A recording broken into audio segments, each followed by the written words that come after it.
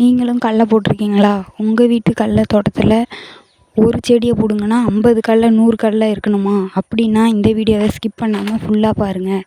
இந்த வீடியோவை நீங்கள் ஃபுல்லாக பார்க்குறதன் மூலயமா கடல போட்டதுலேருந்து கடலைய பிடுங்குற வரைக்கும் என்னென்ன உரம் போடுறோம், அந்த கடலை எப்படி கொத்து கொத்தாக காய்க்கணும், கடல செடியில் எப்படி எந்த ஒரு பூச்சியுமே இல்லாமல் கடல செழிப்பாக வளர்றது அப்படிங்கிறத பற்றி இந்த வீடியோவில் ஃபுல்லாக சொல்கிறேன்.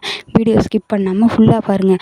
நீங்கள் கடல செடியை பிடுங்கும்போது உங்கள் கடல செடி ஒரு செடியிலேயே 100 கடல அப்படி காய்ச்சிருக்கணும்னா இந்த வீடியோவை ஸ்கிப் பண்ணாமல் ஃபுல்லாக பாருங்கள். இந்த கடல செடி எல்லாத்துலேயுமே பார்த்தீங்கன்னா பூச்சே இல்லை. கடல செடி நல்லா செழித்து நல்லா தளன்னு வளர்ந்துருக்கு பாருங்கள். இப்படி உங்கள் வீட்டு கடல செடியும் இப்படி இருக்கணுமா? அதுக்கு நான் என்னென்ன உரம் போட்டிருக்கேன், நான் எப்படி யூஸ் பண்ணியிருக்கேன், எத்தனை தண்ணி விட்ருக்கேன் அப்படிங்கிறத இந்த வீடியோவில் சொல்கிறேன்.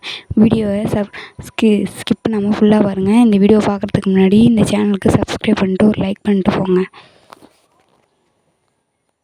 இந்த கடல செடி எல்லாமே பூக்கிற நிலையும் தாண்டிடுச்சு. பார்த்திங்கன்னா இப்போ கடல இருக்குது, பிஞ்சு கடலையாக இருக்குது. இன்னும் கொஞ்சம் நாள் ஆகணும். ஆனால் பார்த்திங்கன்னா செடியெல்லாம் நல்லாவே பாருங்கள், ஒரு பூச்சி கூட இருக்காது. நான் என்ன அதுக்கு மருந்து அடிச்சிருக்கேன் அப்படிங்கிறது இந்த வீடியோவில் சொல்கிறேன்.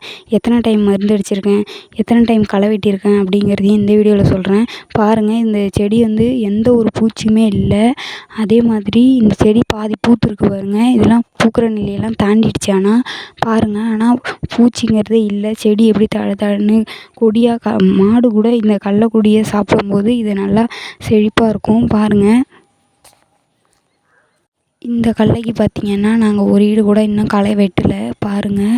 இன்னும் களை வெட்டாத செடியாக பார்த்தா தெரியாது. களை வெட்டி நல்லா செழிப்பாக இருக்க மாதிரி தெரியும். ஆனால் இதுக்கு ஒரு டைம் கூட இன்னும் களை வெட்ட கிடையாது பாருங்கள். இந்த கடல செடியிலே நாங்கள் முருங்கையும் போட்டிருக்கோம்.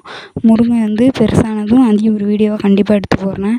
இதுக்கு பார்த்திங்கன்னா 2 டைம் தான் நாங்கள் உரம் போட்டிருக்கோம். ஆனால் இதுக்கு நாங்கள் இன்னும் களை வெட்டலை. இதுக்கு நாங்கள் 2 டைம் மருந்து அடிச்சிருக்கோம். 3வது நாள் ஒரு மருந்து பில்லு மருந்து அடிச்சிருக்கோம். அதுக்கப்புறம் பார்த்திங்கன்னா 40வது நாள் பூச்சி எதுவும் இருக்காததுக்கு ஒரு மருந்து அடிச்சிருக்கோம். 2 மருந்து தான் மொத்தமே நாங்கள் அடிச்சிருக்கோம். ஆனாலும் இந்த செடி எப்படி நல்லா செழிப்பாக இருக்குங்கிறத பாருங்கள். ஒரு செடியிலேயே 100 கடல வர்றது எப்படி அப்படிங்கிறதையும்